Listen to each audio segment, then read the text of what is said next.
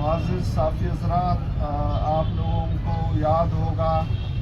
कि रिसेंटली सूबाई हुकूमत से एक आर्डिनेंस जबरी गुमशुदगियों के हवाले से पास कराया गया था,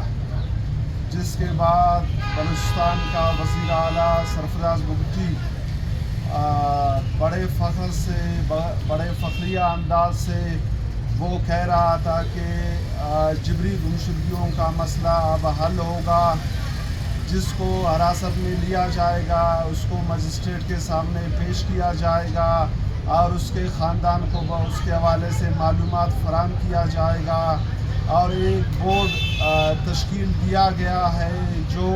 जिस शख्स को जबरी लापता किया जाएगा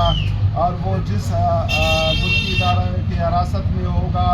बाकायदा वो बोर्ड वहाँ पे जाके देखेगा कि उस पर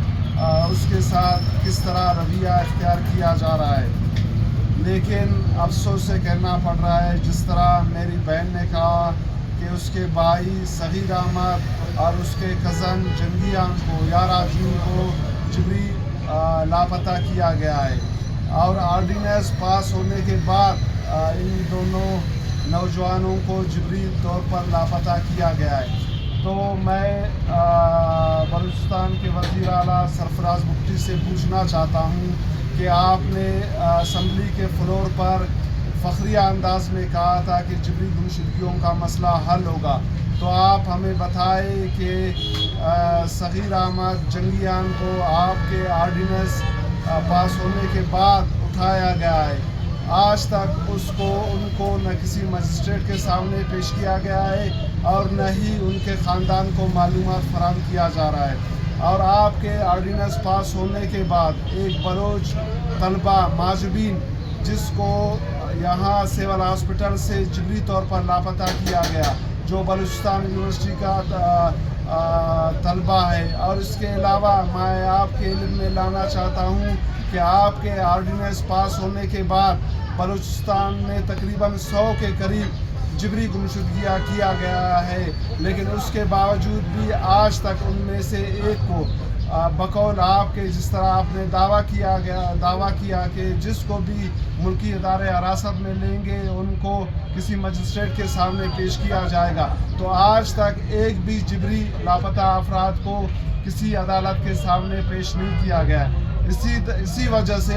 हमने तंजीमी सतह पर इस खदशे का इज़हार किया था कि अब मुल्की इदारों के जो नीयत है उन पर भी हमें शक है और जो सूबाई हुकूमत है उसके नीयत पर भी हमें शक है, क्योंकि बलूचिस्तान में जब भी किसी आर्डिनेंस को पास किया जाता है या कोई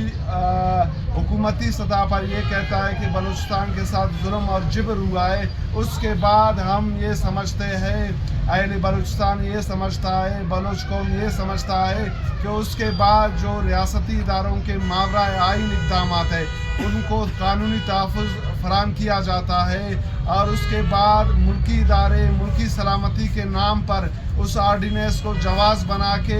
बलूचिस्तान में बलोच नौजवानों की जबरी गुमशुदगियों में तेज़ी लाती है, बलूचिस्तान में फ़ौजी ऑपरेशन किया जाता है और बलूचिस्तान में इंसानी हकूक़ की वायलेशन किया जाता है। तो लिहाजा हम एक दफ़ा फिर तंजीमी सतह पर यही मुतालबा करते हैं कि सगीर अहमद जंगियान बलोच तलबा माजबीन समेत तमाम जबरी लापता बलोचों पे अगर कोई इल्ज़ाम है उनको अदालत में पेश किया जाए, अगर वो कोई गैर कानूनी इक़दाम में मुलविस है, कानून के ज़रिए कानून के तहत उनका जो भी सज़ा होता है, voice for Baloch missing person उसको उस पर इतराज़ नहीं है, लापता अफराद के लवाकिन को उस पर कोई इतराज़ नहीं होगा और हम ये कहते हैं कि उनको जबरी तौर पर लापता नहीं किया जाए। तो इसलिए हम सूबाई हुकूमत को, सूबाई वज़ीर आला सरफराज बुगटी को और मुल्क के जो जितने भी ताकतवर इदारे हैं हम उनको कहना चाहते हैं कि जबरी गुमशुदगियों के हवाले से जिन लोगों को उठाया जाता है उनके साथ मुल्की कवानीन के तहत रवैया इख्तियार किया जाए, जो अगर वो मुलजिम पाए जाते हैं उनको कानून के मुताबिक सज़ा दिया जाए। और इस चीज़ की हम लोग शदीद अल्फाज में मज़म्मत करते हैं कि एक तो पाकिस्तान का आइन और कानून मौजूद है گزشتہ 2 دہائیوں سے بلکہ آپ کہہ سکتے ہو کہ 74 سالوں سے بلوچستان میں ماورائے آئین اقدامات اٹھایا جا رہا ہے. بلوچ طلباء کو، بلوچ